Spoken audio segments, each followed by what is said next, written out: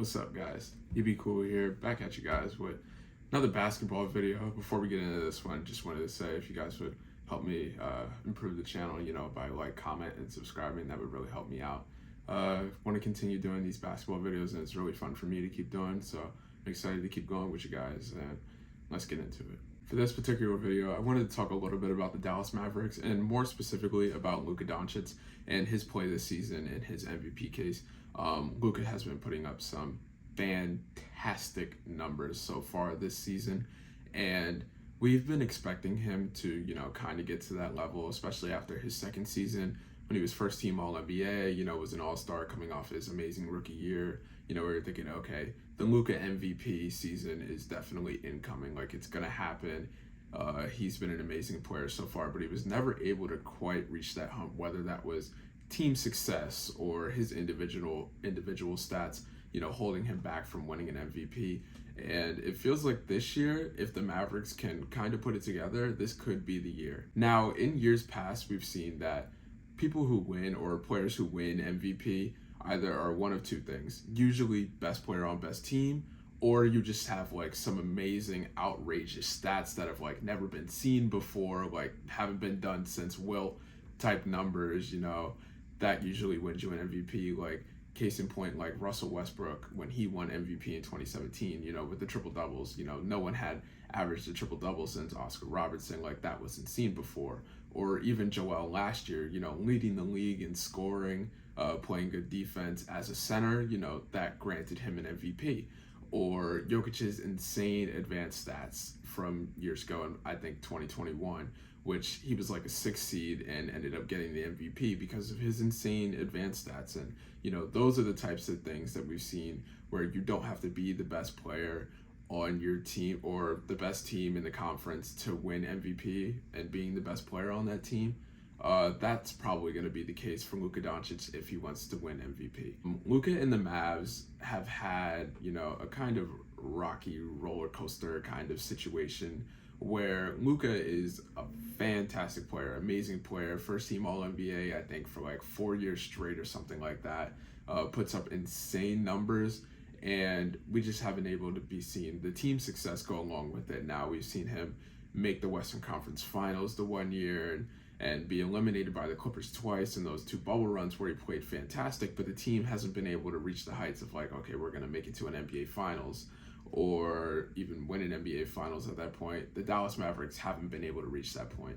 And we saw last year with him and Kyrie playing that fit, we haven't seen it yet. It's been maybe a couple games of that last season and 2 games of it so far this season where it's looked pretty decent, but it's still looking like Luka doing the heavy lifting. Even in the last game that they played, Luka had to put up a crazy, almost 50-point triple-double for them to get a win. To ask your best player to go out and score 50 points when you have Kyrie Irving on the team and other players on the team against the Brooklyn Nets team that, yes, they were a 6th seed last year, but that was mainly because of KD and Kyrie, and then they left halfway through the season and they were able to keep pace.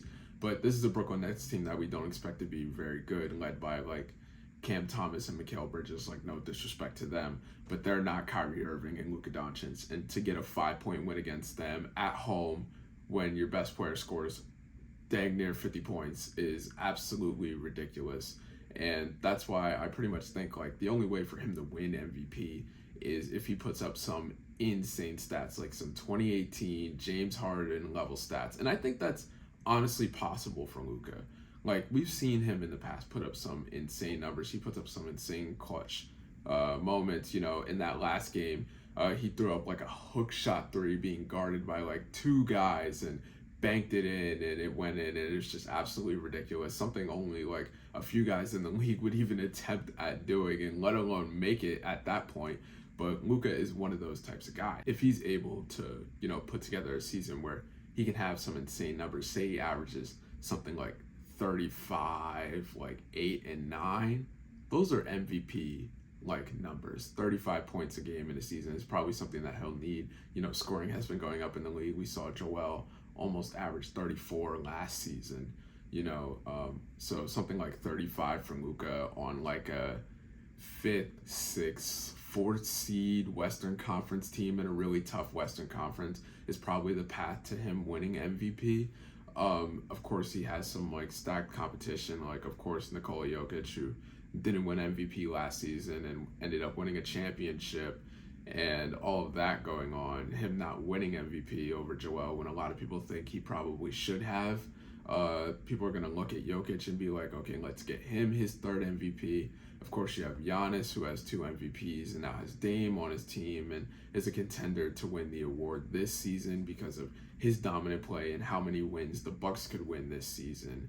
Those are definitely 2 guys. Jason Tatum being another guy, the new look Boston Celtics, him being the best player on the team, them possibly winning like 60 games during a regular season could elevate him to MVP status. And with all those contenders, even Joel, Harden not playing, going through that, and him possibly having an amazing season again, he could be a contender for MVP. All of those guys are like probably ahead of Luka at the moment.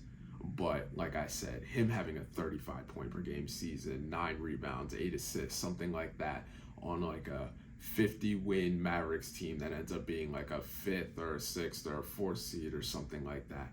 He could really, really win MVP, and this could actually be the year for him. And it's definitely a possibility that's in the cards. We have to see how the season continues out for Luka, how that continues to go along. I definitely think he has a really, really strong chance at doing it this year. I love Luka, love the way he plays.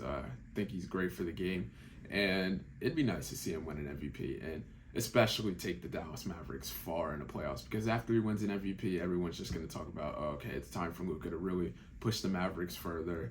Hopefully they can get a team around them that is competent and can compete in the Western Conference. But it's time, and I think Luka definitely has a shot at doing it this year. That's going to be it for this one. I'm actually going to the Sixers game on Sunday night, so if anyone sees me there, I know no one's going to see me there, but if anyone sees me there, don't be afraid to come up and say hi. But like I said, all that fun YouTube stuff, like, comment, subscribe, all that fun YouTube stuff, it really helps me out. I really appreciate you guys. It's fun making these videos, and should be back doing game recaps. It's just hard for me to kind of find a spot to record. I'm in my dorm right now, and I have suite mates and all that stuff, and I travel between here and home, so just got to figure out that recording situation, but we'll get that figured out. Anyways, that's going to be it. Peace out, guys.